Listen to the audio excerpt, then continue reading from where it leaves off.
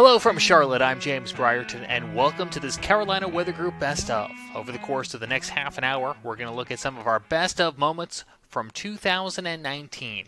And 2019 was a very special year for us here at the Carolina Weather Group as we celebrated our 6th year on the air and crossed that 300-episode milestone.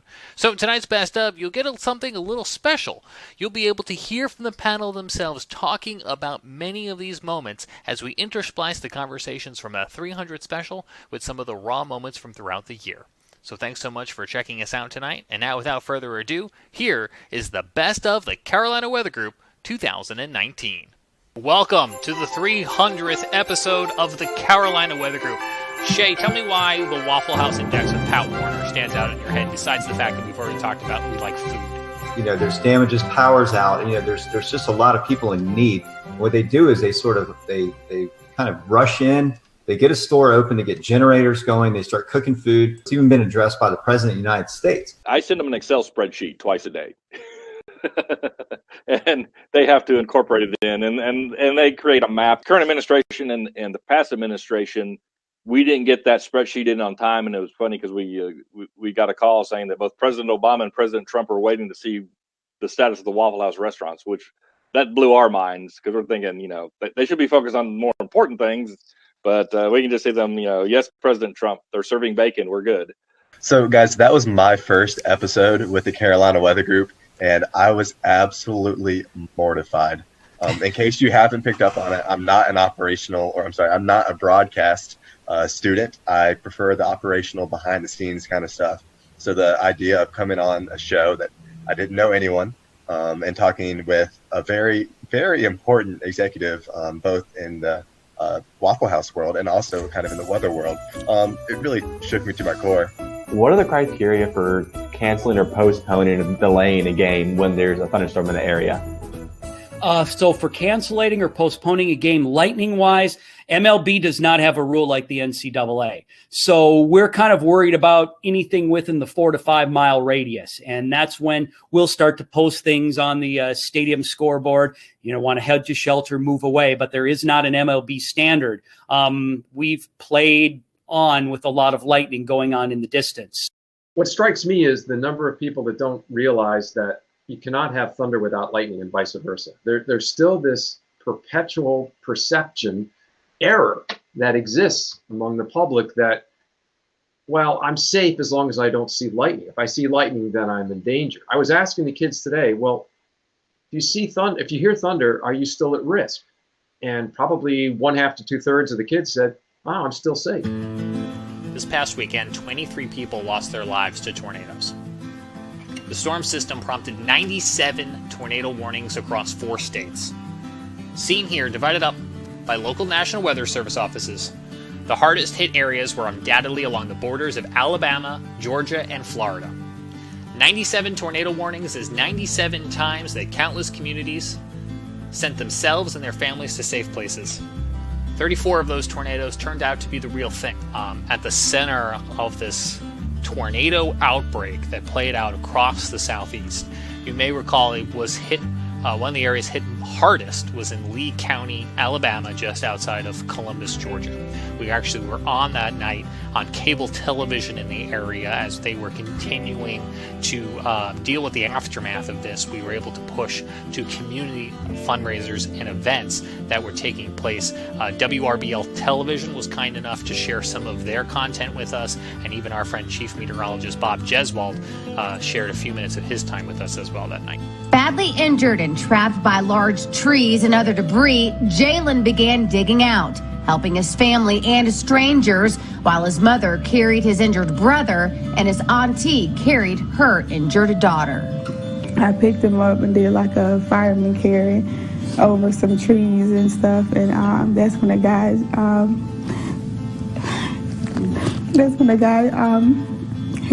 jumped out the truck with a chainsaw. And he just started plowing through trees to make a path for my cousin and me to bring the babies to him. And again, information on your screen how you can donate financially in the greater Columbus area. And joining us now from Columbus, Georgia is WRBL TV's chief meteorologist, Bob Jeswald. Bob, we just watched the piece from your colleague, Elizabeth White. That is one of the most heartbreaking and touching pieces of television I've seen in a long time. How is the community doing? Community, surprisingly, is doing as well as anyone could imagine. It's amazing how everyone has come together as one. I mean, it's like everybody's family right now.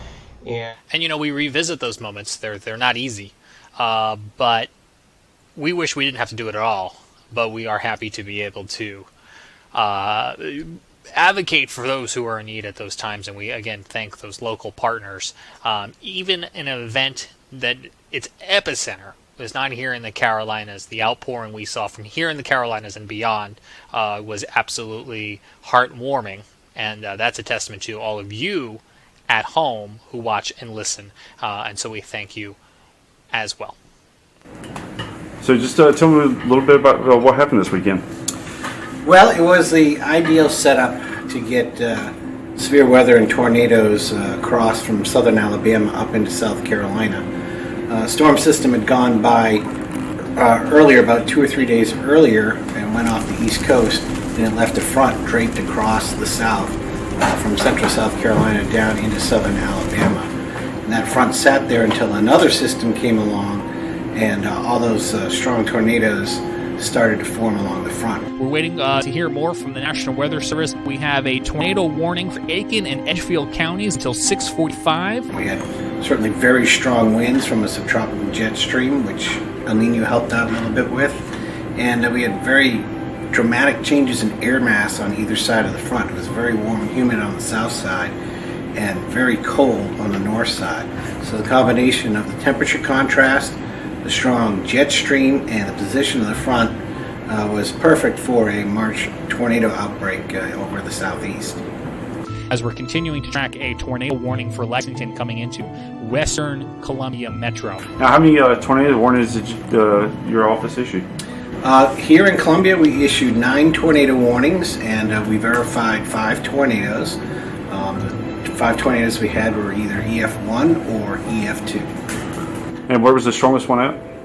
The strongest tornado we had was in Edgefield County, which is just north of Augusta, Georgia. We had winds up to 125 miles per hour. With those, it was almost an EF3, but just not quite. Tremendous amount of tree damage associated with that particular tornado. Got one here now that was just issued for Aiken and Edgefield, South Carolina until 6:45. We have another one here over portions of Orangeburg County that will continue until 6:15. The 3 tornadoes in Lexington and Richland, can I talk a little bit about those just briefly? Sure, yeah, that was a very complex situation. We actually at one point in Lexington County had a tornado spin up from the same supercell that caused the tornadoes farther to the west. I think we can all see it almost clear day here. And it's going to be right on in here. And it's going to be very, very quickly approaching Red Bank. As it moved farther to the east in Lexington County and approached the Red Bank and Lexington areas, we wound up with 2 tornadoes on the ground at the same time for about 3 or 4 minutes, or rather, just before it got to West Columbia and it started to dissipate. However, right after that, a new tornado formed just on the other side of the river, near the Riverbank Zoo in Richland County, and that was our 5th tornado of the day. Find the thing that's got the most number of walls between you and the outside world, because we now have a tornado warning that goes into 7:45 and includes the Columbia metro area. This one in particular sticks out in our minds because we were live on the air as this tornado crossed Interstate 26. We believe we've captured the rain-wrapped tornado crossing the interstate. You won't see the actual tornado itself because, like all of the storms across the region that day, they were rain-wrapped, meaning there was a wall of rain around the actual tornado. But nonetheless, you can see the heavy winds, the heavy rain, and the impact it made as it crossed this very busy section of road. Take a look. This has got to be 60 miles per hour winds moving through. Yeah, I believe that. This is moving through very quickly. And again, this tornado, if there's a tornado in here, it's going to be rain wrapped. And it's going, it looks like if there's a circulation, it's crossing I-26 right now. I've got the radar. Can we double box this? I got the velocities up right now on radar in Orangeburg. Let me get that screen share for you all. This is the velocities. Right here is Interstate 26. So right here is what we are watching. I would assume right in this area is the video that you see the rain really moving in, as well as the circulation rotation being shown here on Highway or Interstate 26 in Orangeburg, Jared. One of the examples of weather caught on camera here at the Carolina Weather Group. Yeah, I think, Scott, it wasn't that the day that you had to take cover during live storm coverage because of a tornado? Yeah, Evan. In fact, I think it was a 3-day span. You guys correct me if I'm wrong, but I think it started that Friday afternoon. We had a few tornado warnings, which one was at my house. And then that Saturday, with what you guys just saw, that was the major day. We had another tornado warning here. So I've lived here, Morganton all my life, and I can remember, a handful of tornado warnings, but I've never had any, back-to-back days. So that was crazy. And, I've never really had to take shelter because if the tornado warning was issued, it was normally off to my east, but this was the first time that the warning actually included my house. So I think we've got some video of me heading to shelter while covering the tornado warnings. We're going to go seek shelter, and I'll be back momentarily. Scotty Powell, thank you very much. Best to you guys. We'll check in with you after the storm. We will continue to monitor what is this live shot inside Scotty's residence there in Morganton, as he has now moved he and his family to a safe location. Hey, James, I'm here in my safe place. The potential tornado may track just south of my location, so I'm going to watch it on radar for the next little bit, and I may come back up into my office and join you guys. But again, I just wanted to check in here from the safe place. This is where I seek shelter. This is an interior bathroom and closet in my basement. We are headed to Charlotte, North Carolina today to take part in the hurricane awareness tour. Evan? Yep. Hurricane Hunter is going to be there along with several meteorologists from the National Hurricane Center. All right, we're here at the Hurricane Awareness Tour, and we're with National Hurricane Center Director Ken Graham. Last year, North Carolina experienced Alberto. We had Florence, even some touches of Michael with heavy rain. So as you guys just finished your review of those events, tell us about some of the crazy stats that you saw come out of Florence with the heavy rain threat. Yeah, it's interesting when you look at it because the actual track forecast was pretty much right on track. We did a great job with the track. And the intensity forecast is still tough. I mean, we're underdoing it at the beginning, and then we overshot the intensity forecast towards the end. So we still struggle with this whole intensity problem. But here's the deal. Despite the intensity, the impacts were the same. Even with the winds coming down, the impacts didn't change at all. Storm surge. Think about this. 100 miles inland, we had the highest values of the storm surge. I mean, that's something that we talk about. It's not just a coastal threat, it's inland. And that was predicted 4 days ahead of time. The rainfall forecast, almost perfect 5 days ahead of time. So what's happening here? We got good forecasts, but we still have people in the water. So I think there's this other component that we have to talk about, and it's behavioral and social science, getting that information into the forecast as well, and so we can communicate the best we can to get a good response. You guys went to the Central Plains. That, experiencing that, Evan, if I had to break an ankle, that was fun because it was an absolute blast. Something I've never been able to do. I've always wanted to do. And break your ankle? Not break my ankle. I've done that before. I didn't. This is the second time. It's not as fun as the first time. You kind of don't get as much sympathy when you tell me I just fell out and flat surface. So, but we saw some amazing tornadoes and got some amazing videos. So it was worth it. Absolutely. I think 13 tornadoes in total. Yeah, I mean, 5, we were on the miles. We were on the ground for 20 minutes, and we're already seeing tornado warnings issued. So. Yeah, it was amazing. Should we roll the clip? We should. So you can hear the tornado sirens are going off here in Sterling, Colorado. It's the first time I've ever experienced tornado sirens. Here's the tornado warning cell right here. Hey, right there, ground circulation across the field. Right there, look. It's so small. Yep. There's your tornado right there. And then actually roped out to this little tiny pencil. It was a crazy storm, and then we watched that storm continue to track, and we've got just the preliminary data from the National Weather Service in Wichita, Kansas. It was an EF2. But we are here in just outside of Breckenridge, Colorado. And Evan, we've been chasing tornadoes, hail, flood. Now it's snowing and grappling. As you can see, it is really coming down, and it's truthfully, I think my favorite part of the trip was just getting to drive. The tornadoes were amazing and the weather was amazing, but seeing that much of the country, something like 12 states, was just unreal. I've never been out there before. We have been experiencing a lot of heavy rain, and if you've been following along with us, we've been trying to give you up-to-date information. So here's what we have right now. There are 3 counties in western North Carolina that are currently under a state of emergency. On the screen, we are see that sharp rise in the water levels, and this is pretty significant rise in just a short amount of time. So if you know folks who live along the Catawba River near Lake Norman, and just find an alternate way to get where you're going. And if you don't have to be out tonight, we encourage you just to stay inside. Get ready here to pop radar back up on the screen. This is rain that is literally generating over the region, especially with that slope there in western North Carolina. So as people are looking at their own radar apps, keep in mind, just because there isn't something there now doesn't mean there won't be something there later. Scotty?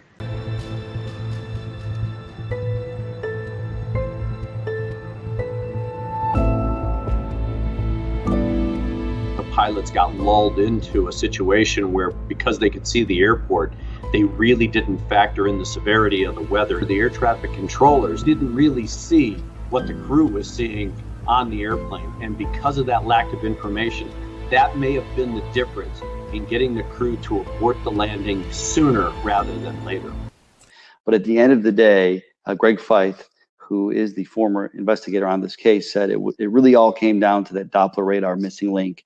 If they were able to communicate what they could see on the radar, if they had the radar, perhaps the pilots could have either aborted their landing sooner, kind of gone around sooner, or kind of avoided the area for a little bit. Can you tell us a little bit about what radar is and scientifically how it works? As the beam is fired out into the atmosphere, it reflects off these weather targets, hydrometeors, if you will.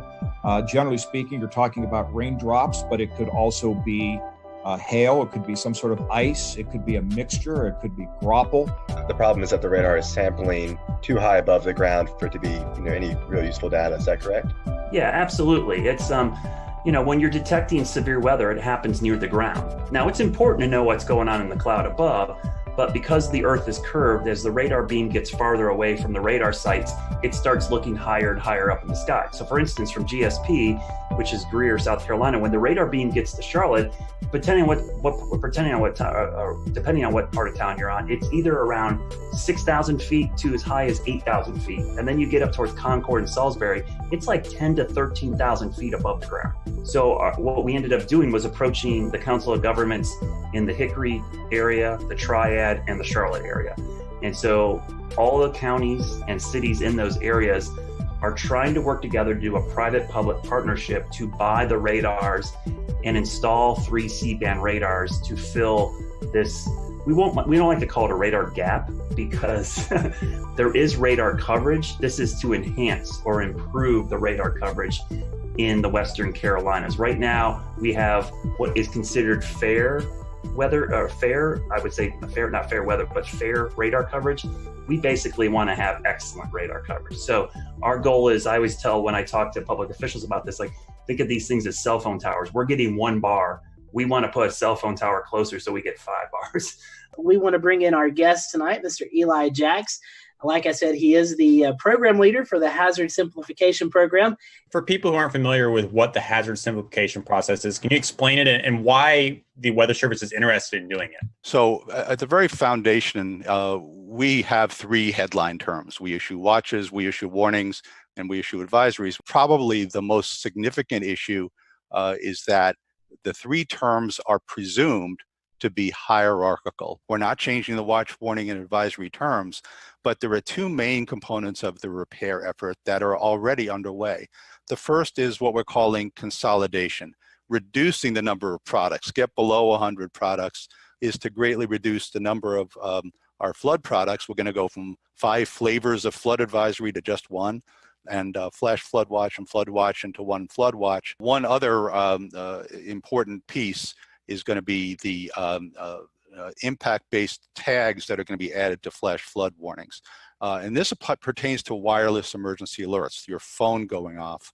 And so the phone will only go off starting later this fall for considerable and catastrophic tags. And so the fear is that if, given the number of flash flood warnings that are issued, we fear that people will turn their phones off, will turn their alerting function off, and that's the last thing we want. So let's bring in Mark Sutta tonight. He does operate the HurricaneTrack.com website. Mark, you, my friend, were in the middle of Dorian as it made its pass through the Carolinas. So first of all, welcome back to the show, and tell us a little bit about what it was like experiencing Dorian out on the Outer Banks. Yeah, I'm going to tell you what, Scotty, Dorian was certainly the hardest, most challenging event of my 25 years of doing this. Buxton, or in Rodanthe, and went down to Buxton right after sunrise and finally got into the eye of that sucker. And there was a couple moments where I did the old Forrest Gump thing where, Lieutenant Dan is yelling at the sky or whatever, except I wasn't really angry. I was like, I made it. I see you, Dorian, or whatever. It's a weird thing, but that's a lot of effort to put in. But it worked, and we got some great data, some very interesting video, and it showed that our equipment can be spread from Puerto Rico to Buxton. I won't say with very little effort, but I survived it. Here I am.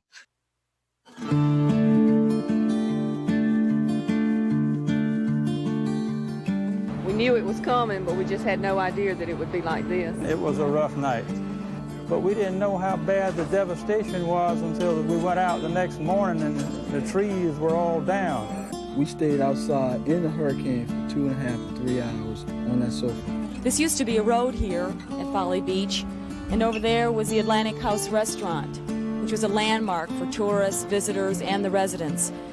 About 80% of the homes along Folly Beach have been destroyed. Parts of the popular resort look more like East Beirut rather than the Sun-Fun city. Saturday morning, armed National Guardsmen patrolled streets and beaches, discouraging sightseers and potential looters. And on the shelves, there are boxes of oatmeal and spices, and hanging on the wall, there's some cups. It's real weird. Will you rebuild? At this point, I don't know. One of the most dramatic sights was this sailboat tossed into the middle of the road near Charleston Marina. It was like a scene from a war movie. And the losses had just been far above what we anticipated even after the storm. I mean, driving around looking at it, we knew it was bad, but we had no idea it was as bad as it is. This is the Carolina Weather Group's 30th anniversary Hurricane Hugo special. Hurricane Hugo, 2 words that evoke a lot of emotion from Charlestonians who have been here, who lived it. It's the storm which they make their evacuation decisions. It's the storm by which everything's measured here when it comes to tropical systems. It's the storm by which we hope we never experience again, but statistically speaking, we probably will. And so, so Hugo is a cautionary tale. It is a clear reminder of what nature could do. Hugo is the benchmark storm. It is the one by which all other storms are measured. Wind gusts, 110, 120. Sustained winds, 110, 120. Max sustained 135 at landfall, Category 4 on the Saffir-Simpson scale. Came ashore just northeast of Charleston. Came ashore, the center's worst impacts were felt in Sullivan's Island, Isle of Palms. Numerous homes rendered uninhabitable. Couldn't live there. Many boats pushed ashore. Those photos of the boats being pushed ashore is one of the most lasting memories for me. The Ben Sawyer Bridge, like we talked about earlier, completely taken off, completely just twisted out of whack, taking a month to repair, which is remarkable. It only took that long. Numerous trees down. So many trees down in the Francis Marion Forest that there are no longer any logging operations there. It shut that down. There weren't enough trees.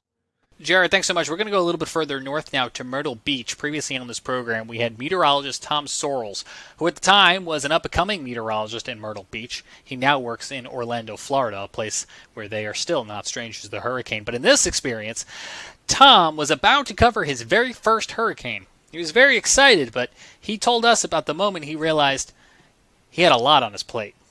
We knew by Monday that maybe. We thought by Tuesday we might luck out.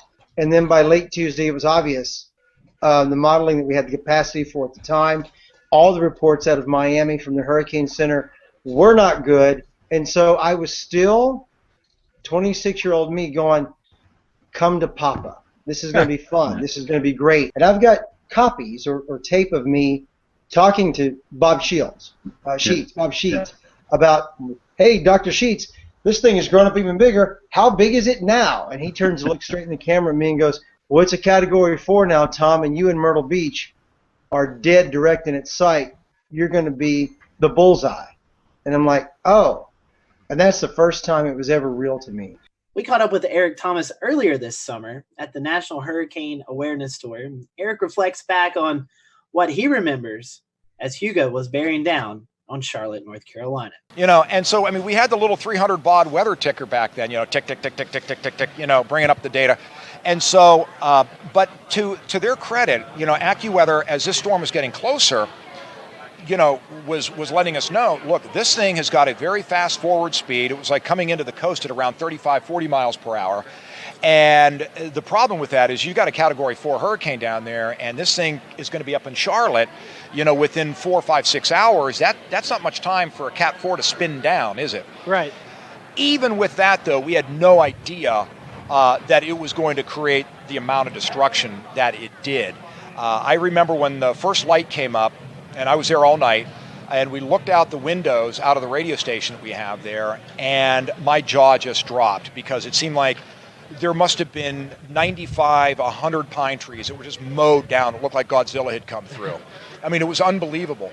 And then, of course, the rest is history. We've always heard about how people were without power for 3 weeks. You hear the sounds of chainsaws buzzing in the air, week after week.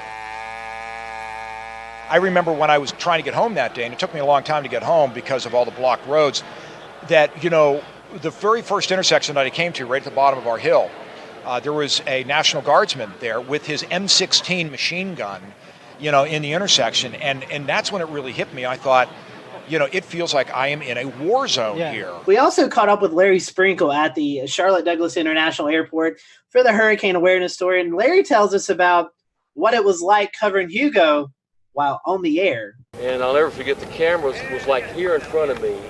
And off to my left is the main part of the studio. And so I'm talking, and I'm saying, we've had reports of wind gusts over 90 miles an hour near Shaw Air Force Base, winds over 70 miles an hour in Charlotte. And about that time, I could hear something off to my left, kind of a creaking sound. And then all of a sudden, I looked over, and about 500 pounds of ceiling came in right next to me. So the camera didn't pick it up, but I'm like this. The camera is here, but my eyes are like this. And part of the ceiling just caved in front of me. We've received gusts up to about 100 miles an hour Shaw Air Force Base. I've been distracted because, as a lot of people are experiencing, part of our ceiling just collapsed in here. This is a very serious system. Back to you guys in the newsroom. So I went back to our news anchor at the time, Rick Jackson. And so Rick goes, his camera's back on him, he goes, Larry, let me ask you a question. Larry was on his hands and knees, crawling. Took me 2 seconds to get out of the studio.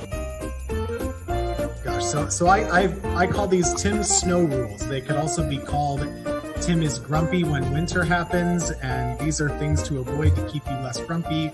Movement now. Not a real movement, it's like a Facebook movement, but there's a movement to change Halloween to no longer be October 31st, for it to be the last Saturday of October. I'm the old grumpy type that's like, why are you moving this stuff around? I don't know. So there are two things that make you grumpy: when people try to move holidays and when it snows. You said it before, and I put it in the lower third. Tim is grumpy when winter happens. There are many more things than that make me grumpy. That's just the tip of the iceberg. Welcome to the 300th episode of the Carolina Weather Group. How has it been long enough for 300 shows? All I will say is I think I wasn't on the first 200 shows, but I think when you guys started, I still had hair.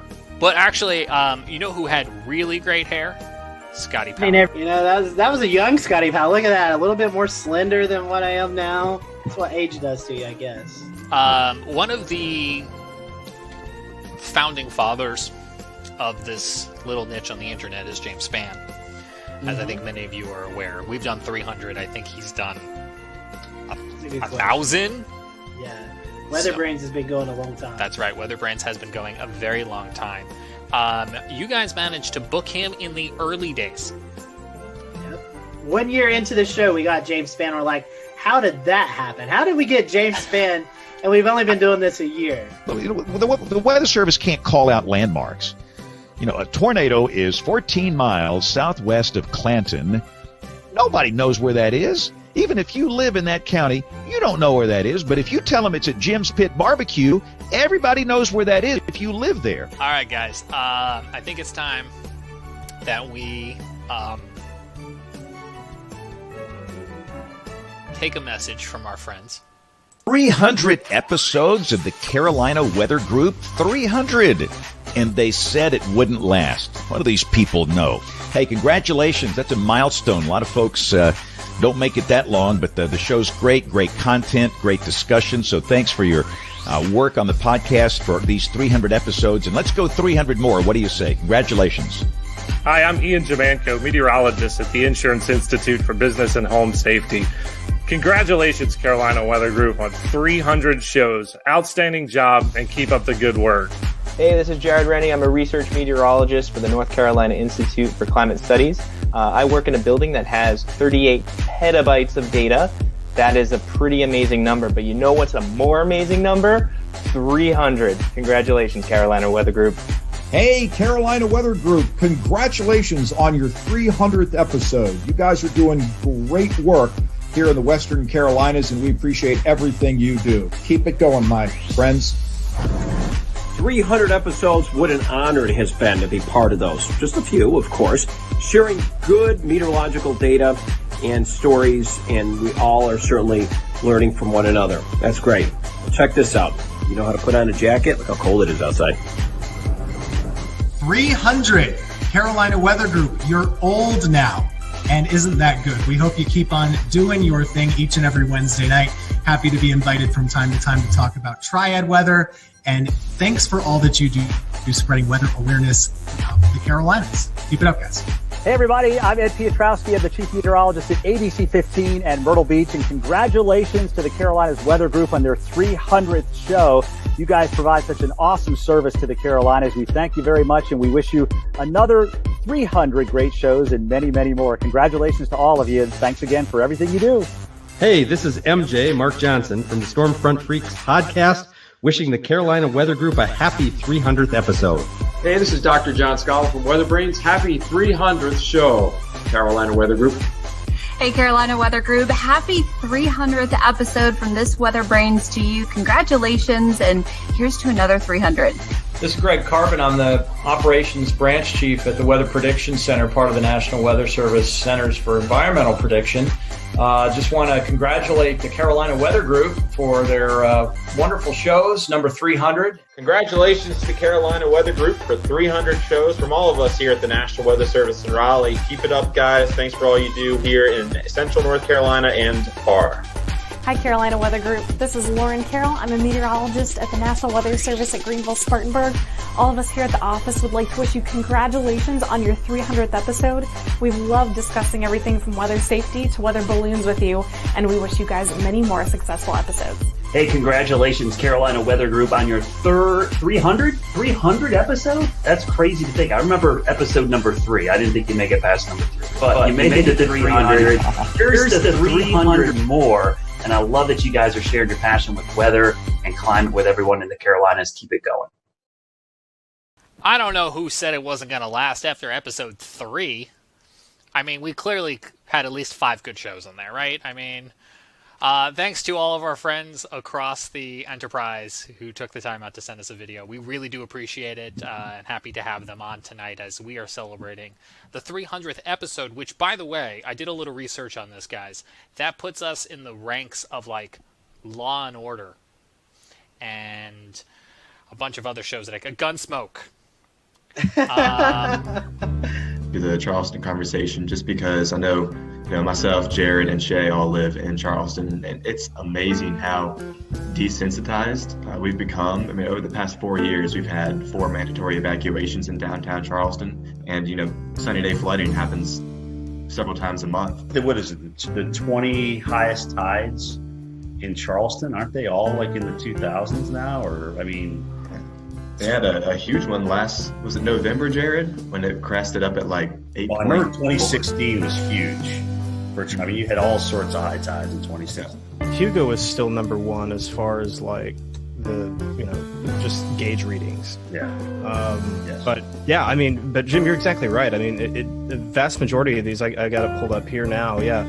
I mean, all of the recent crests, all of the recent high crests, the top 10 ones are 2015, 2016, 2017, 18, 19, 3 of them, 3 8-foot tides this year. I mean, that's it's just just getting crazy on us. And I think the one thing, Evan bringing up the evacuations and the flooding, there was no evacuation for Irma yet. That could have been very justified based on the fact that that was our that was our third highest tide on record, 9.92 feet. I mean, that was crazy, guys. You've got a hurricane, a weakening hurricane on the west coast of Florida, but yet you've got massive tidal flooding up the northeast coast of Florida and South Carolina and Georgia. So, wow, yeah, that one still gets me as to how incredible the reach was with that storm. Even though it was barely 100 miles an hour by the time it got north of Fort Myers, if it was even that. So that was a crazy storm, and I'm going to tell you, Dorian was my 100th tropical system that I had been out on for the Weather Channel. Okay, whether it be depression or storm or hurricane, anywhere in the world, that was my 100th one, and they're all different. They are. There's nothing that is any way, shape, or form the same way. So I feel sad sometimes when I hear people say, well, this one's only a 1 because I left for the 3 and that wasn't so bad. But yet all of a sudden you get these massive floods. And there's so many different aspects of hurricanes and tropical systems that people just don't understand. So you can't base your decisions on leaving on categories. There's so much great work that's been done at the Hurricane Center and the emergency management on the local level of getting people out. So when they issue the evacuation warning, just realize there's so much that's gone into that. They're not just trying to make your life harder. They're actually trying to get you out of what is a potential flood situation. Thanks to Jim Cantore and all of our guests in 2019. We couldn't do it without them, and we couldn't do it without you. Thanks so much for being a loyal fan of the Carolina Weather Group. We hope your new year is off to a great start. Please stay subscribed, and we'll see you back